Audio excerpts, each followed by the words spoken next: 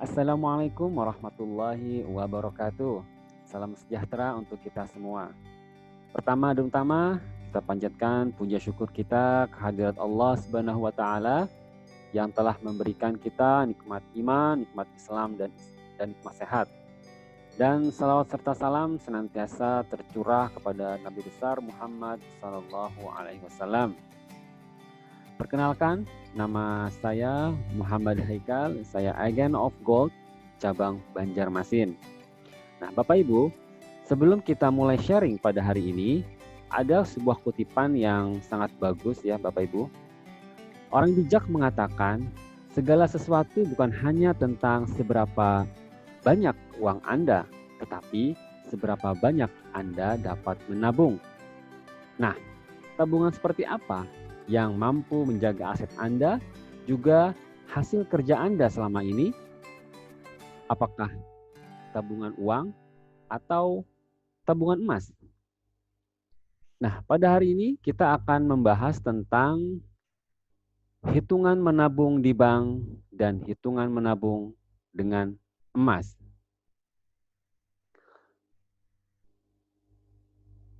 Baik, Bapak Ibu, sebelum kita masuk pada inti pembahasan, ada dua hal yang ingin saya sampaikan. Pertama, tentu kita, baik saya ataupun Anda, memiliki masalah, ya, permasalahan. Nah, apakah Anda merasakan hal ini? Ya, gaji naik, tapi kebutuhan tidak pernah cukup, gitu ya? Atau aset Anda berkurang dengan menabung di bank, ya? Impian sulit terwujud karena harga impian Anda semakin mahal, atau memiliki sifat konsumtif, boros dan sulit menabung, atau bingung merencanakan masa depan. Dan yang kedua, setiap orang pasti memiliki impian, bukan? Dan saya yakin Anda pun demikian. Nah, apakah ini impian Anda? Haji, ya, berangkat haji dan umroh bersama keluarga mungkin? Kita tahu bahwa biaya umroh saat ini adalah 25 juta. Biaya haji reguler 35,2 juta. Bahkan biaya haji khusus sampai 200 juta, ya. Atau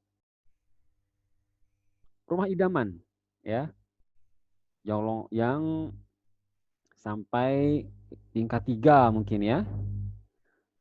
Atau ini mobil, ya, kendaraan. Nah, apakah ini menjadi impian Anda saat ini? Ya, jika semua itu bukan menjadi impian Anda, saya yakin bahwa pasti Anda ingin putra-putri Anda, ya, mendapatkan pendidikan yang terbaik, bukan? Bapak Ibu, jika apa yang saya sampaikan di atas ada pada diri Anda tidak perlu khawatir karena kami akan memberikan cara terbaik kepada Anda untuk mengatasinya. Bapak Ibu, bisa jadi permasalahan yang Bapak Ibu alami saat ini dan impian Bapak Ibu yang belum terwujud sampai saat ini dikarenakan Bapak Ibu belum memiliki solusi finansial. Oleh karenanya, mulai saat ini Bapak Ibu buat, ya, alokasi biaya. Oke? Alokasi biaya. Nah, berapapun income yang Bapak Ibu dapat, hendaknya alokasikan pada ini Bapak Ibu, ya, 60% kebutuhan pokok. Ya, makan, sandang, pangan, ya. 60% kebutuhan pokok. Lantas 10% untuk dana darurat. 10% lagi buat ziswaf, ya, zakat, infak, sedekah, wakaf, ya. 10%-nya lagi untuk lifestyle, gitu ya. Nah, Bapak Ibu, ini yang Bapak Ibu sering lupa, ya. 10% untuk tabungan dan investasi, ya. Kebanyakan dari kita mungkin lebih pada lifestyle gitu ya. Ya, jadi tampilan yang lebih didahulukan. Padahal Bapak Ibu jangan lupa ada 10% tabungan dan investasi yang harus Bapak Ibu siapkan begitu ya. Jadi berapapun yang Bapak Ibu dapat, income Bapak Ibu dapat, maka alokasikan kepada 5 poin ini ya. 5 poin ini secara proporsional gitu ya. Secara proporsional. Maka tidak peduli seberapa banyak uang yang Anda dapatkan, selalu ingat untuk membaginya ke dalam 5 bagian secara proporsional Bapak Ibu. Oke? Nah, sekarang Bapak Ibu, lantas ketika Bapak Ibu sudah paham, oke, saya alokasikan 10%. Nah, permasalahan selanjutnya adalah kita tabung kemana gitu ya? Tabung ke uang kah? Tabung deposito kah? Atau tabung emas? Oke, mana Bapak Ibu? Silakan. Menurut Anda mana yang baik? Oke. Bapak Ibu, statistik menurut Bank Indonesia selama 10 tahun terakhir, inflasi sebesar 5 hingga 8% per tahun. Oke. Jadi Bank Indonesia, statistik Bank Indonesia untuk inflasi selama 10 tahun terakhir sebesar 5 hingga 8% per tahun. Artinya apa Bapak Ibu? Artinya harga barang dan jasa naik sebesar berapa? 5 hingga 8% per tahun. Ya, itu bisa kita lihat grafiknya dari tahun 2009 hingga 2018. Nah, Bapak Ibu, untuk memahami tentang inflasi ini, kita coba buat ya ilustrasi gitu Bapak Ibu ya, supaya Bapak Ibu paham ya, apa itu inflasi ya. Baik, jika rata-rata inflasi 6% ya, kita rata-ratakan 6% lah per tahun gitu Bapak Ibu ya. Oke, nah Bapak Ibu tahu ini apa? Pasti tahu ya, pizza ya, Pizza Hut gitu ya. Nah, kita asumsikan Pizza Hut tahun ini, tahun 2000, harganya 100.000 Bapak Ibu. Oke. Nah, dengan kenaikan 6% per tahun, maka tahun depan berapa Bapak Ibu? 106.000. Benar. Oke. 106.000. Nah, jika tahun ini Bapak Ibu menabung dengan kenaikan yang 1%. Oke, dengan tabungan yang 1%, maka berapa Bapak Ibu tabungan Anda tahun depan? Iya, benar ya, 101.000. Nah, kira-kira Bapak Ibu, kebeli nggak pizzanya Bapak Ibu? Enggak ya? Iya, nggak kebeli. Artinya apa Bapak Ibu? Artinya, jika Bapak Ibu menabung ya dengan tabungan yang nilainya di bawah inflasi, maka Bapak Ibu tidak bisa membeli impian Bapak Ibu gitu ya. Nah, bagaimana dengan tabungan yang kenaikannya 15% gitu ya? Bagaimana Bapak Ibu? Bisa? Tahun depan berarti dana Bapak Ibu berapa? Ada yang bisa hitung? Ya, 115.000. Sedangkan harga pizza tahun depan berapa? 106.000 ya. Artinya apa? Artinya Bapak Ibu mampu untuk membeli pizza gitu ya. Dan kesimpulannya apa artinya Bapak Ibu? Artinya jika Bapak Ibu menabung dengan tabungan yang di atas inflasi, maka Bapak Ibu mampu mewujudkan keinginan dan impian Bapak Ibu semuanya gitu ya. Paham Bapak Ibu ya terkait dengan ini ya? Baik. Nah, jadi pertanyaannya Bapak Ibu, tabungan manakah yang kenaikannya di atas inflasi? Nabung uang di bank kah? Deposito kah? Atau emas kah? Yuk kita bahas satu persatu. Bagaimana dengan pertumbuhan tabungan? Ya, Bapak Ibu bisa lihat tabungan di bank itu sekitar 0,1% sampai dengan 1% per tahun ya. Itu bunga riba Bapak Ibu. Itu belum termasuk biaya admin dan lain-lain ya. Nah, kebijakan dari salah satu bank ya terkait dengan bunga bank, ini Bapak Ibu bisa melihat tabungan hingga 1 juta 0,0%, ya. Tabungan 1 juta hingga 50 juta 0,90%. Tabungan 50 juta hingga 500 juta 1,05%. Dan yang paling besar itu 2% Bapak Ibu bunganya. Itu kalau Bapak Ibu punya dana 1 miliar atau lebih gitu ya. Itu baru Bapak Ibu dapat bunga 2%. Itu bunga loh Bapak Ibu, ya. Nah, apa kesimpulannya? Kesimpulannya adalah menabung uang di bank di bawah kenaikan inflasi Bapak Ibu. Jadi kalau Bapak Ibu menabung di bank itu kenaikannya di bawah inflasi, ya. Tadi inflasi berapa? 5 hingga 8% atau kalau di rata-rata 6% lah ya. Sedangkan kalau di bank berapa? 0,1 hingga 1% Bapak Ibu. Ya. Kira-kira gimana Bapak Ibu? Untung apa untung? Ya. Nah, kita lihat tabel di depan Bapak Ibu. Dengan dana 10 juta itu Bapak Ibu kena bunga 90.000. Pajak 20%, 18.000. Nah, bunga setelah pajak 72.000. Biaya administrasi setahun 138.000. Hasil bunga bersih minus 66.000. Ya. Jadi total saldo yang Bapak Ibu dapat dengan dana 10 juta selama setahun hanya 9.934.000. Kira-kira berkurang atau bertambah Bapak Ibu? Berkurang ya? Ya, return-nya aja minus 0,66% Bapak Ibu. Nah, kalau kita lihat tabel, nah di angka 20 juta baru Bapak Ibu dapat untung ya. Lihat, 20 juta bunganya 180.000. Pajaknya 36.000. Bunga setelah pajak 144.000 dan administrasinya 138.000. Nah, hasil bunga bersih itu 6.000. Sehingga total keuntungan Bapak Ibu 20 juta 6.000. Ada keuntungan 6.000 ya. Jadi selama setahun Bapak Ibu menabung 20 juta itu hanya untung 6.000 Bapak Ibu. Kira-kira bagaimana Bapak Ibu? Itu pun bunga loh Bapak Ibu ya. Masya Allah. Baik. Jadi apa Bapak Ibu? Artinya jika menabungnya dengan metode konvensional, maka Anda tidak bertambah kaya, tetapi malah menjadi semakin miskin Bapak Ibu ya.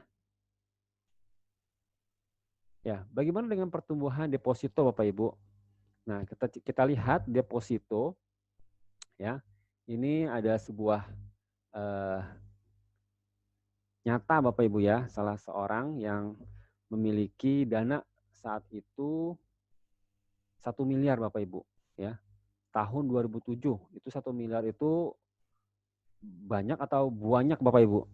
Banyak ya, banyak sekali itu. Nah, 1 miliar itu didepositokan Bapak Ibu ya. Beliau mendepositokan ke bank ya dengan bunga maksimal 10% per tahun. Ada juga bunga berbunga ya, roll over.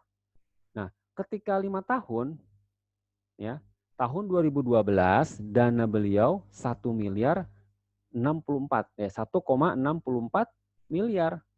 Kira-kira untung nggak Bapak Ibu? Ya, 1 miliar didepositokan akhirnya mendapatkan 1,64 miliar. Untung ya Bapak Ibu ya? Untung ya, kan ada kenaikan gitu ya. Nah, bagaimana dengan emas Bapak Ibu? Yuk kita lihat sama-sama Bapak Ibu ya. Nah, pada tahun 2007 jika beliau ya membelikan 5 kilogram ya, saat itu 1 miliar Bapak Ibu dapat 5 kilogram Bapak Ibu ya. Emas nih, emas batangan gitu ya. Nah, kemudian di tahun 2012 dijual tuh ya.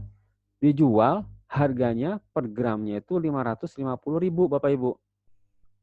Coba kalau kita hitung berapa ya dapatnya?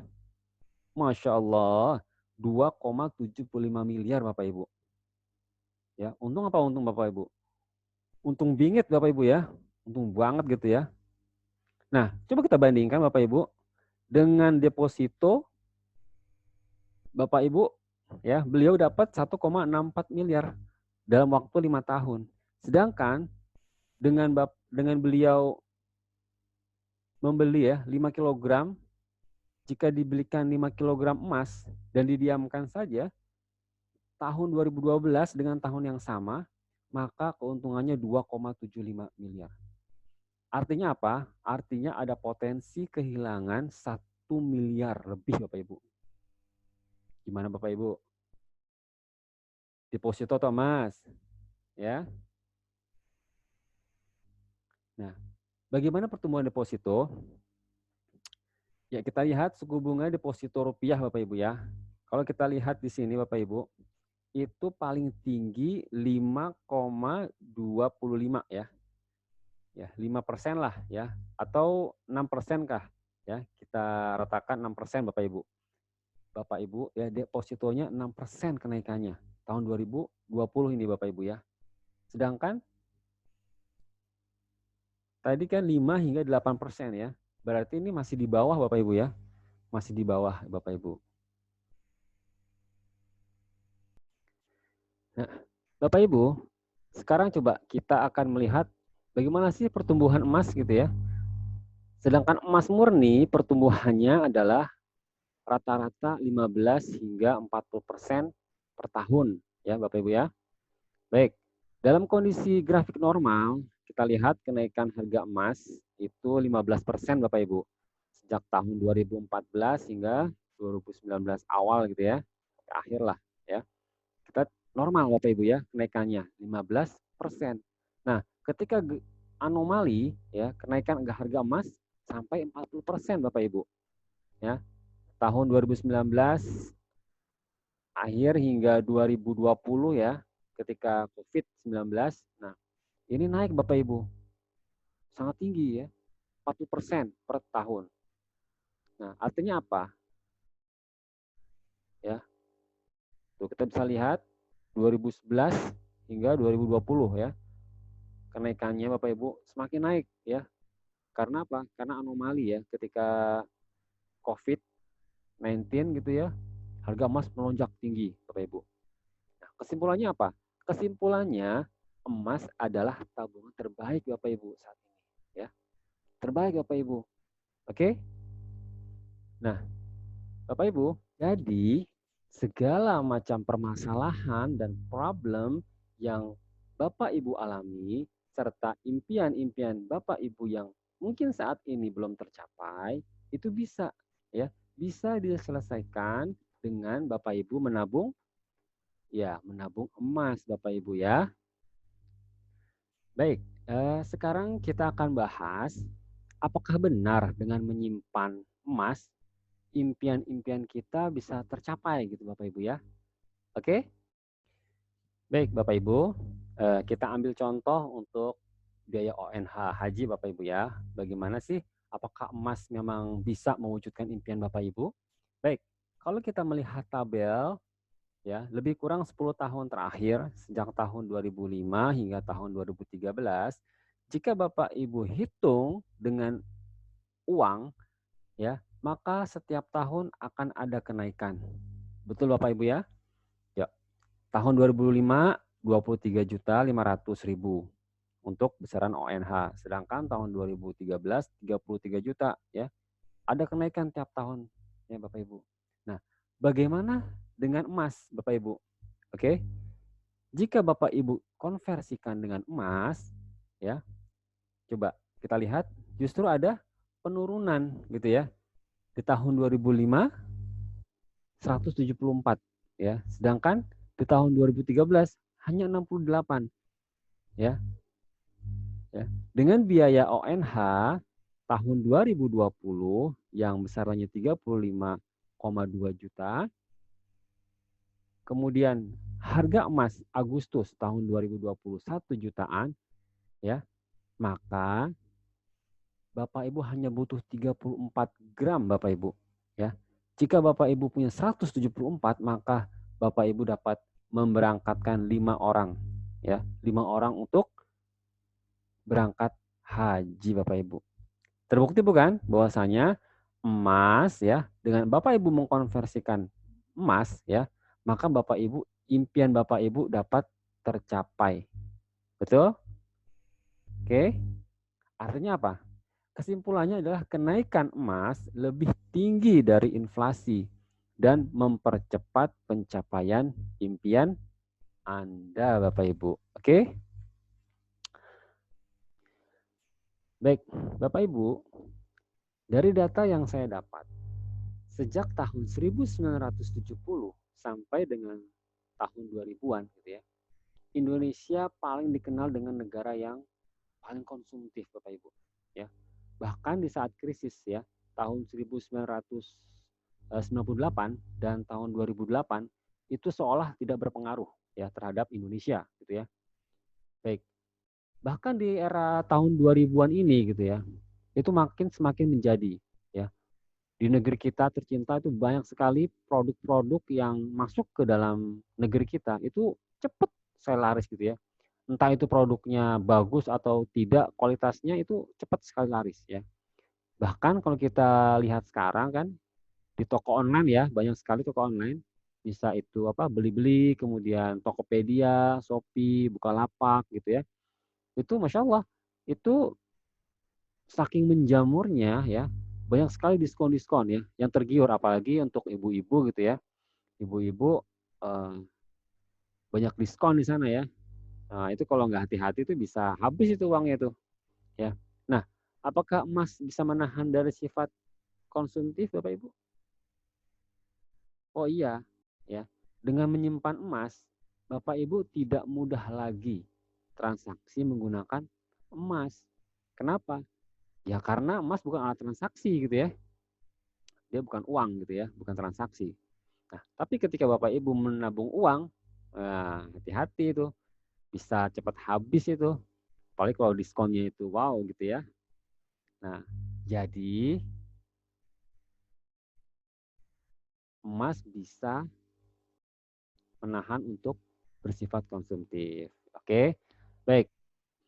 Baik, bagaimana dengan tabel perbandingan menabung uang di bank dan menabung emas, Bapak Ibu ya? Kita lihat, jika Bapak Ibu menabung di bank, Bapak Ibu akan terdampak inflasi dan dana sulit berkembang. Ya, tadi Bapak Ibu sudah lihat ya ilustrasinya untuk menabung di bank. Ya, bank sendiri berapa tadi?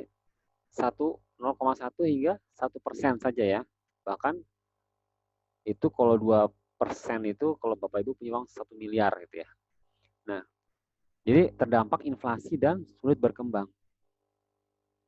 Kalau emas gimana? Emas tuh anti inflasi Bapak Ibu, anti inflasi dan nilainya cenderung naik gitu ya. Setiap tahunnya naik gitu ya kalau emas. Kalau menabung di bank ya ada bunga Bapak Ibu. Bunganya rendah lagi. Udah bunganya dosa rendah pula gitu ya. Kalau emas apa? Anti riba Bapak Ibu ya. Kalau menabung di bank dibebankan biaya admin ya. Dibebankan biaya admin.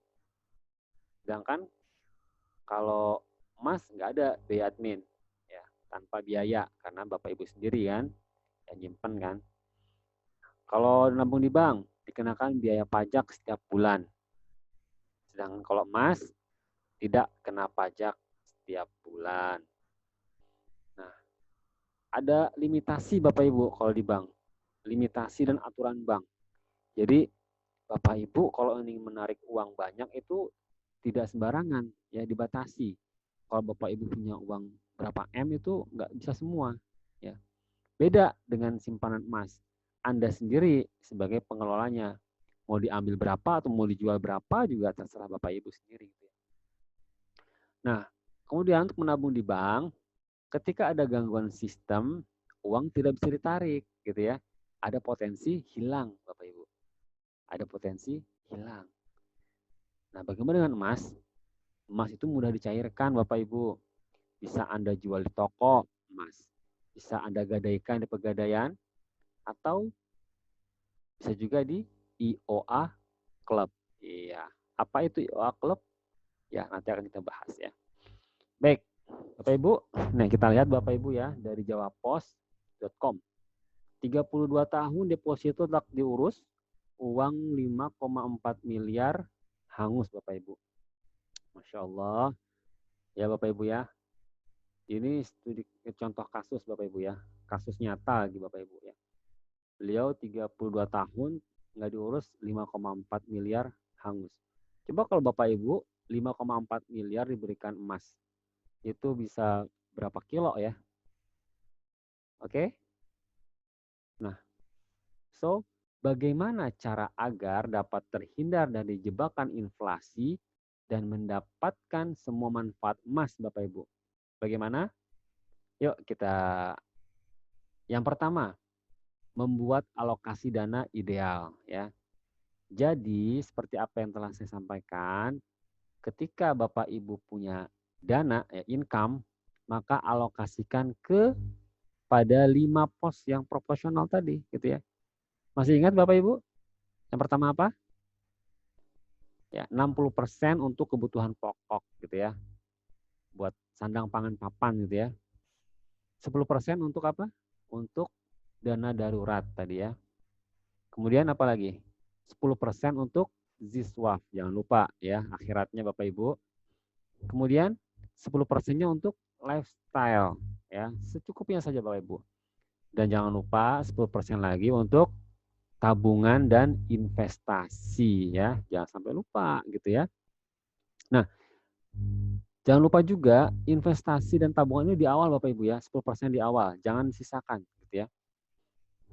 Baik, yang kedua, menetapkan impian yang dihitung dengan emas gitu ya. Jadi ketika Bapak Ibu mempunyai impian, itu langsung tuh Bapak Ibu hitung dengan emas. Seberapa sih gram, seberapa sih kilogram gitu ya untuk mencapai impian itu. Setelah itu maka konversikan simpanan jangka panjang Anda menjadi emas.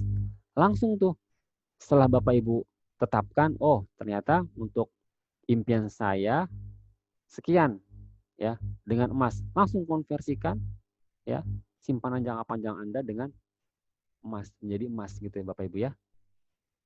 Begitu Bapak Ibu ya. 3 cara agar terhindar dari inflasi dan mendapatkan manfaat emas.